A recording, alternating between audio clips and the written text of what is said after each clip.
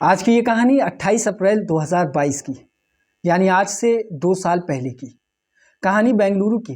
बेंगलुरु में एक लड़की जिसकी हाल ही में नौकरी लगी थी, वो सुबह के करीब 8:30 पौने 9 बजे अपनी ऑफिस के फर्स्ट फ्लोर पर पहुंचती।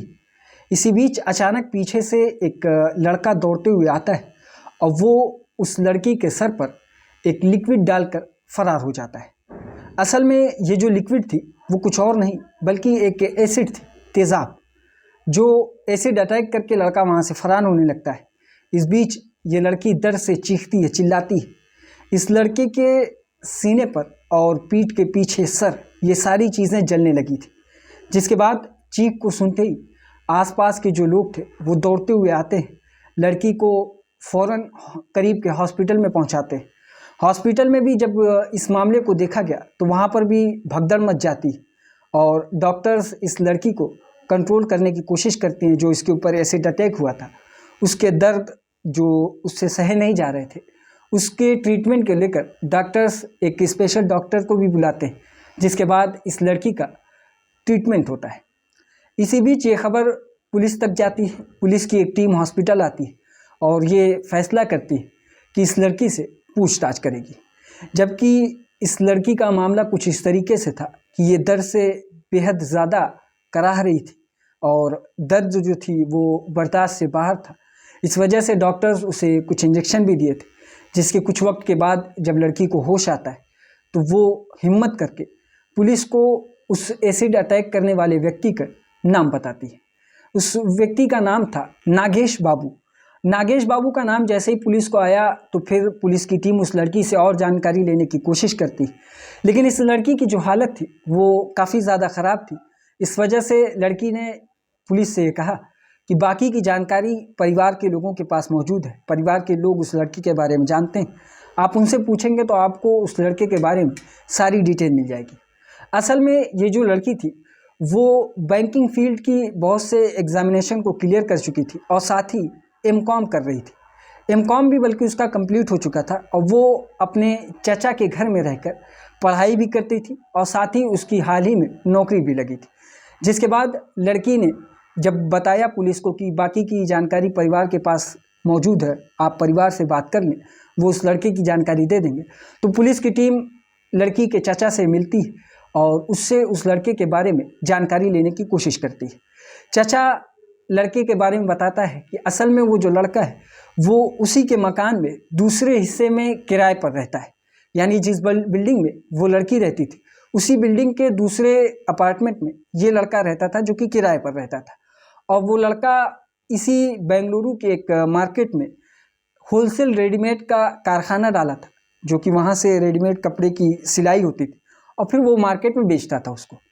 पुलिस और जानकारी लेती है तो पता चलता है कि इस नागेश बाबू जो था वो इस लड़की को लगभग 7 साल से परेशान कर रहा था, यानी 7 साल से वो उससे प्यार की बात कर रहा था कि वो उससे प्यार करता है, उससे शादी करना चाहता है। लेकिन लड़की इस बात को मानती नहीं थी, इस बात से राज़ी नहीं थी। वो कई मरतबा अपने परिवार से इस बात की शिकायत भी की थी। जबकि इस मामले में देखा जाता है कि लड़की डरती हैं अपने परिवार को ये सारी बातें बताने के लिए कि शायद उनकी पढ़ाई रुक जाए या उनका काम करना रोक दिया जाए, इस वजह से लड़कियां नहीं बताती। लेकिन इस मामले में देखा गया कि जो लड़की थी वो अपने चाचा से उस लड़के के बारे में बताई भी थी, लेकिन ये जानकारी अपने चाचा को तब देती जब पानी सर से ऊपर जाने लगता है। असल में ये घटना 28 अप्रैल 2022 को हुई थी और इस लड़की ने जानकारी 27 अप्रैल 2022 को अपने चाचा को दी कि ये लड़का उसे काफ़ी परेशान करता है, उससे शादी करने के लिए कहता है, लेकिन वो इस बात से राज़ी नहीं। और जब वो अपने चाचा से इसकी शिकायत करती तो चाचा बाकी के रिश्तेदारों को मिलाकर ये फैसला करते हैं कि अब इस लड़के को यहाँ पर ज़्यादा देर तक नहीं रख सकते, इसे इस घर को खाली करवाना है। जिसके बाद चाचा ने नागेश बाबू को कुछ डांटा फटकारा भी था और साथ ही ये अल्टीमेटम दिया था कि अब वो यहाँ पर ये मकान खाली करके यहाँ से चला जाए। जिसके बाद ही वो ये फैसला करता है, फैसला बल्कि उसके बाद नहीं, उसने पहले से ये कर रखा था कि अगर वो लड़की उसकी बात नहीं मानेगी तो वो उसके ऊपर एसिड अटैक करेगा। इस वजह से वो पहले से सारी प्लानिंग कर रखा था। प्लानिंग में उसने सबसे पहले जिस कारखाने को वो चलाता था उस कारखाने की सारी मशीनों को बेच दिया था, और जब वो एसिड अटैक किया उसके बाद से वो लापता था। पुलिस जब नागेश बाबू के बारे में जानकारी निकालने की कोशिश करती है तो घर के करीब ही एक सीसीटीवी कैमरे से उसकी फुटेज निकालती है, उसका मिलान करती है, लोगों से पूछती है तो पता चलता है कि हाँ ये कोई और नहीं बल्कि नागेश ही है। जिसके बाद पुलिस अब नागेश की तलाश में छूट जाती है, लेकिन पुलिस को ये पता चलता है कि वो व्यक्ति गायब हो चुका है और उसका कुछ भी पता नहीं चल रहा है। जिसके बाद पुलिस की टीम टेक्निकल एविडेंस का सहारा लेने की कोशिश करती, नागेश बाबू को मोबाइल का लोकेशन निकालने की कोशिश करती, लेकिन इस बीच पुलिस को ये पता चलता है कि नागेश ने अपने मोबाइल को स्विच ऑफ कर दिया है और इसी वजह से नागेश की कुछ खास जानकारी पुलिस को नहीं मिल पाती। जिसके बाद पुलिस उसके CDR को निकालती है और ये जानने की कोशिश करती है कि मोबाइल कब स्विच ऑफ हुआ और कहाँ स्विच ऑफ हुआ।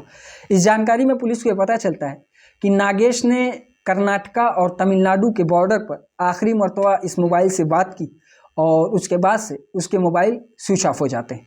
पुलिस ये देखती है कि आखिरी मरतबा नागेश ने किससे बात की, तो पता ये चलता है जो नंबर निकल कर सामने आता है उस नंबर से जब पुलिस की टीम कांटेक्ट करती है तो पता ये चलता है कि ये नंबर नागेश के भाई का है।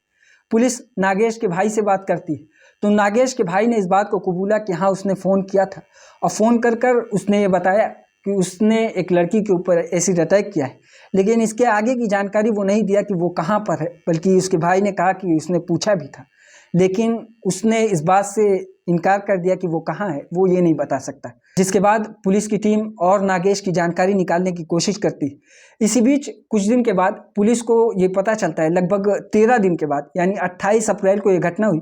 28 अप्रैल के 13 दिन के बाद पुलिस को तमिलनाडु के एक लोकेलिटी से पुलिस के मुखबिर के द्वारा एक खबर मिलती है, और वो खबर ये होती कि यहाँ पर एक धर्मशाला है, जिस धर्मशाले में एक साधु के वेश में व्यक्ति जिसकी शक्ल हूबहू नागेश से मिलती जुलती। इसके पीछे की वजह ये थी कि नागेश की जो तस्वीर CCTV फुटेज से निकाली गई थी उस तस्वीर को साफ करके पोस्टर भी बनवाया गया, जो अलग अलग एरियो में यानी तमिलनाडु, कर्नाटका और आसपास के जितने भी स्टेट थे वहाँ के तमाम पुलिस स्टेशन में इस फोटो को भेजा गया, साथ ही अपने मुखबिर को दिया गया ये जानकारी निकालने के लिए कि जो भी इससे मिलता जुलता व्यक्ति होगी उसके बारे में जानकारी पुलिस को दिया जाए। और इसी के चलते एक मुखबिर के द्वारा पुलिस को एक खबर मिलती है, और ख़बर यही थी कि वो साधु की शक्ल नागेश से मिलती जुलती है। जिसके बाद पुलिस की एक टीम सिविल ड्रेस में वहाँ पर जाती है, तमिलनाडु के उस इलाके में, उस धर्मशाला में भी जाती। वहाँ जाकर जब वो उस व्यक्ति को देखती है तो पुलिस की टीम को शुरुआत में ही देखने से पता चल जाता है कि ये व्यक्ति कोई और नहीं बल्कि नागेश बाबू ही। जिसके बाद पुलिस की टीम बगैर देर किए उस व्यक्ति को अरेस्ट करती, अपने कब्जे में लेती, और उसके बाद कर्नाटका के बेंगलुरु में उसे लेकर आती। यहाँ लाने के बाद उससे पूछताछ होती है। पूछताछ में नागेश ने इस बात को कबूल लिया कि हाँ उसी ने उस लड़की के ऊपर एसिड अटैक किया था, और एसिड अटैक करने के पीछे की जो वजह थी, जो कारण था, वो यही कि वो उसके प्यार को इनकार कर रही, वो उससे शादी करने के लिए राज़ी नहीं थी, इस वजह से उसने ये अटैक किया था। जिसके बाद पुलिस उसे जेल भेजती है, अदालत में उसका मामला चलता है। साथ ही कर्नाटका की जो सरकार थी उसने उस लड़की की काफ़ी हेल्प की। उस लड़की के इलाज में जितने भी खर्च हुए थे वो सारे खर्च सरकार ने उठाए, और साथ ही उसे एक सरकारी नौकरी भी थी, और जो मुजरिम था उसे अदालत में पेश किया। जिसके बाद कई मरतबा उसने अदालत में अपनी ज़मानत की अर्ज़ी को दायर किया, लेकिन अदालत ने इसे एक rare of the rare case को देखते हुए, rare of the rare case के चलते इसमें ज़मानत देने से इनकार कर दिया और उस व्यक्ति को जेल में रखा। और आज भी वो व्यक्ति नागेश बाबू जेल में ही है, और इस लड़की की जो हालत है वो अब सुधार में, अब ये नौकरी भी कर रही है, और सरकार ने इसकी काफ़ी हेल्प की। इलाज में खर्च जितना भी था वो सरकार ने उठाया, और साथ ही एक सरकारी नौकरी भी थी। ये थी आज की कहानी। इसी तरह की और कहानी सुनने के लिए हमारी इस वीडियो को लाइक करें, हमारे चैनल को सब्सक्राइब करें और बेल आइकन को ज़रूर दबाएं।